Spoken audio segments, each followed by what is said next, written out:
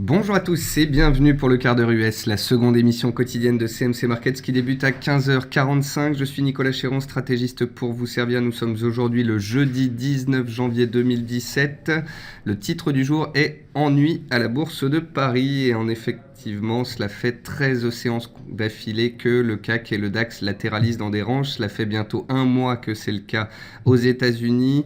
Et le discours de Mario Draghi n'a rien changé à la donne, si ce n'est qu'il a fait baisser l'euro et engendrer un soutien aux indices boursiers, notamment en Europe, le CAC et le DAX qui restent très solides et toujours ancrés dans des tendances haussières. Suite aux propos de Mario Draghi, l'euro est reparti un petit peu à la baisse. Le dollar s'était de toute façon raffermi depuis hier et les commentaires de Janet Yellen sur la poursuite de la hausse des taux aux États-Unis en 2017. Nous avons donc l'euro-dollar qui échoue sous résistance, l'or qui échoue sous résistance. La question en suspens est sont-ce de simples reflux sous résistance avant une continuation de la hausse, ou est-ce que le dollar nous a fait un point bas hier, se retourne depuis et pourrait repartir à la hausse? Eh bien cette réponse nous l'aurons demain avec Donald Trump, je l'espère.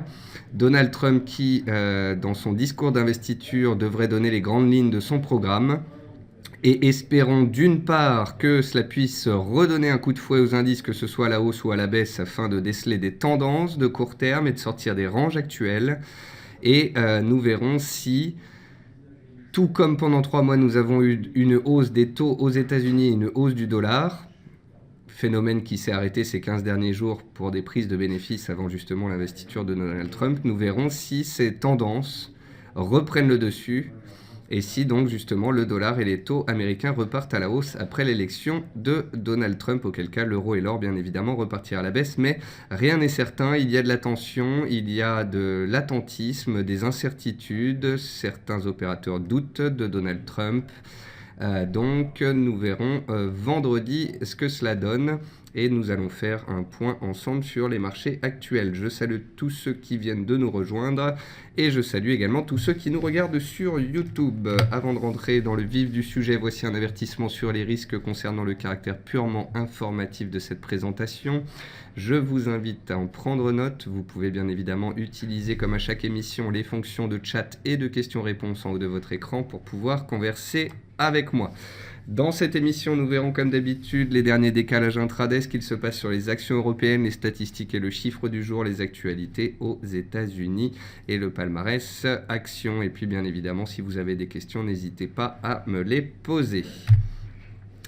Concernant donc les premiers échanges, le S&P 500 ouvre stable à 2270 points, il reste à 0,5% de ses records. Quand vous lisez sur Twitter, Internet, des analyses, des commentaires de journalistes qui vous disent que le mouvement haussier s'épuise, c'est totalement faux. Le mouvement haussier est puissant, il est toujours en place et ce depuis 3 mois. Nous assistons à une latéralisation. Or, quelle est la probabilité de sortie par le haut ou par le bas d'une zone de consolidation dans une tendance haussière? Eh bien, la probabilité d'une sortie par le haut en tendance haussière est bien évidemment plus forte. Donc, qu'est-ce que cette latéralisation de 1 mois aura permis aux indices américains? Eh bien, cela aura permis tout simplement aux indices de sortir des zones de surachat et de revenir à une certaine normalité, neutralité. Ce qui veut dire que si les indices américains repartaient à la hausse dès maintenant, ils ne sont plus en zone de surachat et auraient donc un potentiel certain. Donc alors que les opérateurs doutent, je préfère rester factuel et pragmatique. La tendance est haussière, les risques sont donc haussiers.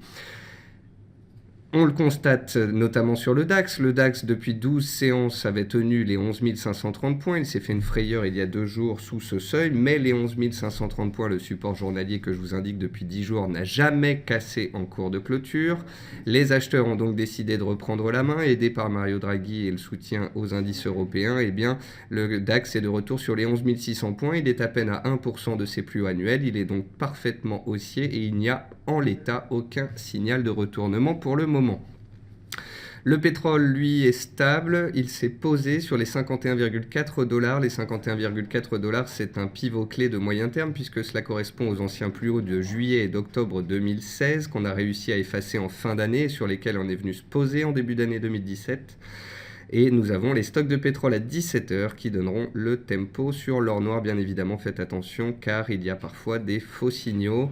On part dans un sens et on repart violemment dans l'autre. Attention, comme d'habitude, ce type de statistique engendre de la volatilité et donc des risques sur l'actif en question. Le VIX est à 14,15 points sur l'échéance février. Il est sur ses plus bas. Il est en tendance baissière, il est synonyme de complaisance des opérateurs et ne montre aucun stress. Donc par rapport aux indices, ils sont haussiers, soutenus par un pétrole au-dessus de $50 et un VIX très faible. Par rapport aux monnaies, aux matières premières, donc c'est le dollar index qu'il faut regarder. Hier, on a vu que le dollar index réagissait fortement sur les 100,20 points. Il s'est arrêté juste avant son seuil psychologique des 100 points, et je vous disais... Eh bien, s'il repart très nettement et qu'il recasse les 101,4, si ça se trouve, on a fait un point bas sur le dollar et on va repartir à la hausse dans le sens de la tendance de moyen terme parce que Donald Trump confirmera les hausses de taux et du dollar à venir. Bien évidemment, nous n'aurons validation de cela que demain, éventuellement. Pour l'instant, le dollar se reprend. Pour l'instant, il casse les 101,40. Pour l'instant, il s'est violemment repris en 24 heures. Sur l'USD Yen notamment, on note un bel avalement haussier journalier hier. Et sur l'or, un bel avalement baissier. Donc pour l'instant, on a des prémices de retournement du dollar à la hausse et des prémices de retournement de l'euro et de l'or à la baisse. Mais je préfère rester neutre sur cette configuration. On a bel et bien sur l'euro et l'or des échecs sous résistance, mais depuis 15 jours, on avait des tendances haussières à ne pas prendre à la légère. Donc va-t-on avoir effectivement un regain d'intérêt pour le dollar et une chute de l'or et de l'euro demain? Attendons Donald Trump pour valider ce scénario éventuel. Notons également, pour ceux qui aiment les matières premières et notamment les matières premières agricoles, que le café arabica, qui est dans une superbe tendance haussière depuis février de l'année dernière, vient d'atteindre de nouveau la borne haute de son canal haussier qui est très réactive.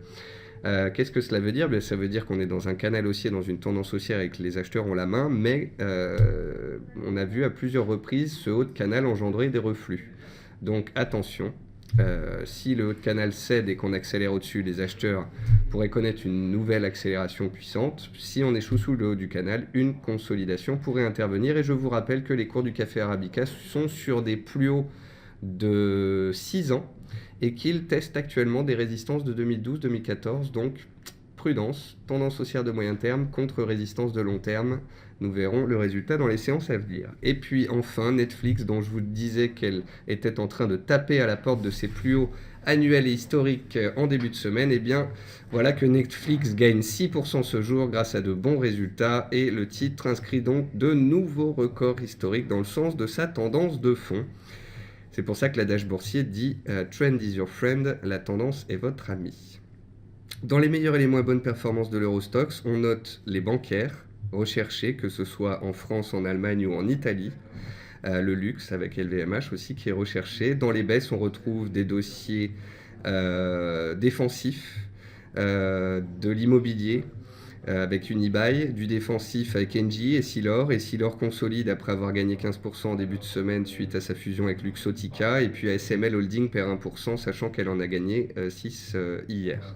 Donc c'est une consolidation suite à une forte hausse.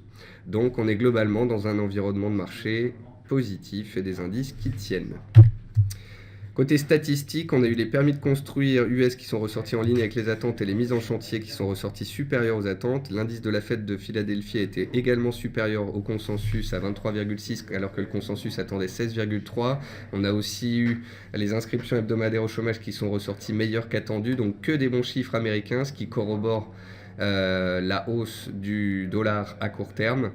En gros, on a Janet Yellen qui a mis un coup de fouet au dollar hier par ses propos et le dollar continue de grimper aujourd'hui, aidé d'une part par les bons chiffres qui soutiennent le dollar et d'autre part par Mario Draghi qui fait pression sur l'euro-dollar et donc qui aide le dollar mécaniquement à s'apprécier. Le chiffre du jour, c'est 5%. 5%, c'est la croissance attendue du marché automobile chinois en 2017 par Volkswagen contre 13,7% en 2016. Alors, Volkswagen profite, comme tous les constructeurs européens, du marché chinois. Peugeot et Renault en ont peu profité historiquement parlant, mais dans tous les cas, si la croissance du marché chinois devait être divisée par 2, voire par 3, comme l'attend Volkswagen, eh bien cela pourrait peser sur les résultats des constructeurs automobiles cette année, donc à garder en tête. Côté entreprise US, on a Bank of New York Mellon qui a vu son bénéfice net progresser de 29% à 822 millions de dollars, soit 77 cents par action au quatrième trimestre. C'est en ligne avec le consensus qui attendait 78 cents. Kinder Morgan a renoué avec les bénéfices au T4, enregistrant un résultat net positif de 209 millions de dollars à comparer avec une perte de 695 millions un an plus tôt. Mondelez a conclu un accord avec Bega Cheese afin de lui céder l'essentiel de ses activités d'épicerie dans les antipodes, c'est-à-dire Australie et Nouvelle-Zélande, pour 460 millions de dollars australiens. Et puis Netflix, qui enregistre un nouveau record historique ce jour, a vu son bénéfice bondir de 56% à 67 millions de dollars. Dans les meilleures et les moins bonnes performances du S&P 500, hier la plus forte hausse c'était Fastenal Company qui cassait une résistance majeure, société dans la construction. On avait aussi Johnson Nutrition donc, qui sortait d'un biseau descendant par le haut et donc les acheteurs ont pris la main à court terme. Et puis dans les baisses, on retrouve Target dans la grande distribution qui retrouve ses plus bas de 2015 suite à la publication de résultats. Et globalement, ce sont les résultats qui mènent les échanges encore cette semaine et pour la semaine suivante aux États-Unis. Voilà.